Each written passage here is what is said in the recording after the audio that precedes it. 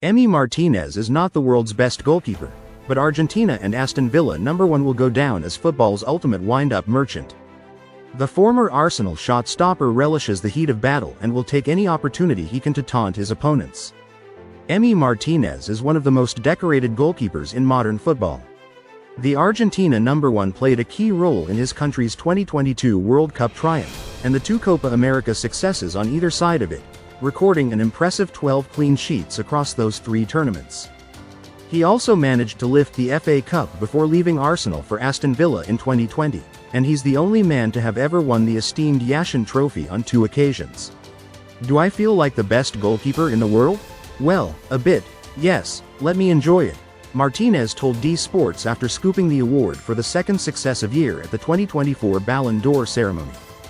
He has certainly enjoyed holding that title, but does he really deserve it? The answer is no, especially not ahead of truly world-class operators like Thibaut Courtois, Alisson Becker, Jan Oblak and Gianluigi Donnarumma.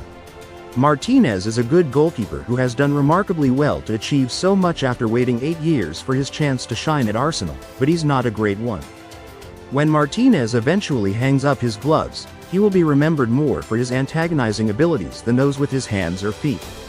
He's football's ultimate wind-up merchant, a keeper who seems to derive more satisfaction from getting a rise out of opponents than he does from winning, which, for better or worse, continues to make him stand out among his peers. Shameless showboating. Martinez stole many of the headlines again this week after starring in Argentina's thumping 4-1 World Cup qualifying win over Brazil.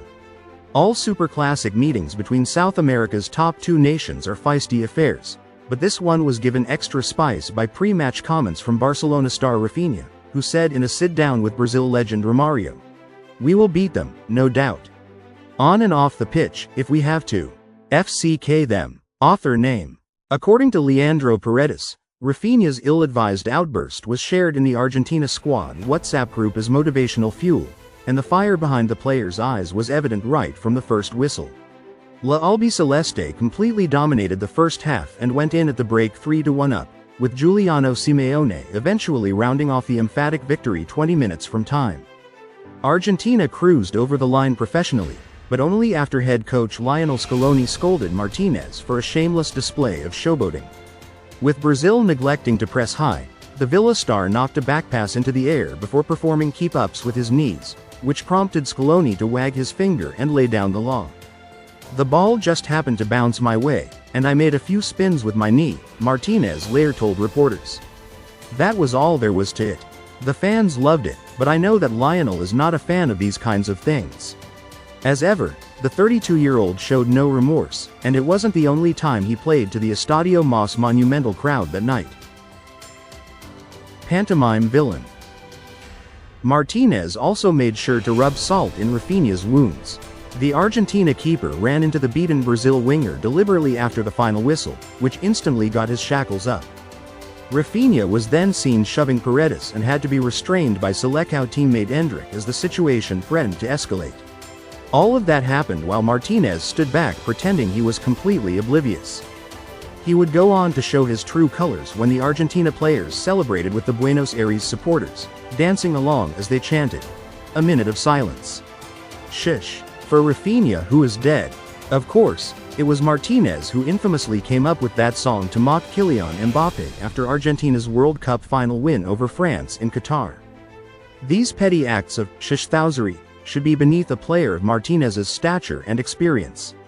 But he simply cannot help himself. Rafinha should be a bit more educated, I've always been told. Speak after the games, not before. Martinez added when speaking to the media. The hypocrisy of that statement is staggering, though it is hard to tell when Martinez is being serious.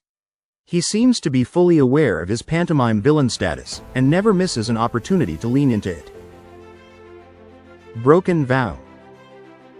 Martinez doesn't care who he upsets or offends. His main goal is to get a reaction. After all, this is the same man who was widely criticized for celebrating his Golden Glove win at the World Cup by sticking the award against his crotch, but still decided to repeat the gesture with the Copa America trophy. FIFA punished Martinez for his antics after last year's Copa final with a 2-game ban, which led him to issue a half-hearted apology on social media.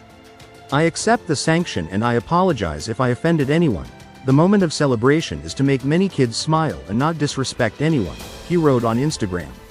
It was never my intention to disrespect anyone, nor did I understand that a gesture well received by people was offensive, but I will try not to offend anyone anymore and just focus on winning titles with Argentina and Aston Villa. It is no surprise that Martinez has already broken that vow. His childish behavior is not exclusive to when he's on national team duty either, as most Premier League fans and players outside of Villa Park would attest to.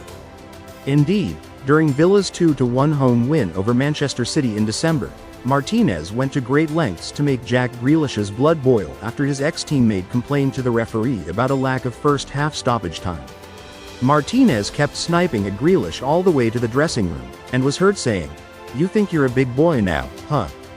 On that occasion, Grealish did well not to take the bait, but not everyone is immune to Martinez's mind games. I create chaos. The best example of Martinez getting inside the head of a Premier League rival came in September 2021, when Villa beat Manchester United 1-0 at Old Trafford. Courtney House netted the winner for the visitors in the 88th minute, but the spoils would have been shared had Bruno Fernandes not blazed a stoppage time penalty over the bar.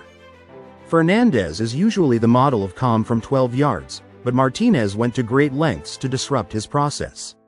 "I saw Cristiano Ronaldo disappointed for not taking it, and I thought there is tension here," the Villa #1 admitted when speaking to Ian Wright and Oriana Sabatini on Behind the Game.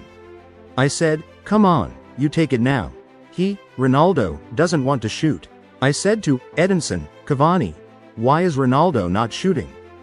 Martinez then proceeded to sway from side to side and jump up and down before Fernandes let fly, a tactic he picked up from Argentine colleague Lionel Messi. "It's not even trash talk. I create chaos," he added. "It was the 92nd minute of the game.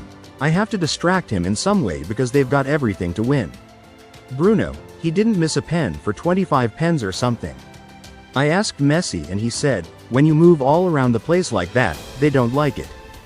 Fernandes missing the target wasn't enough for Martinez, though, as he celebrated by dancing and thrusting his groin in the direction of the United fans behind the goal.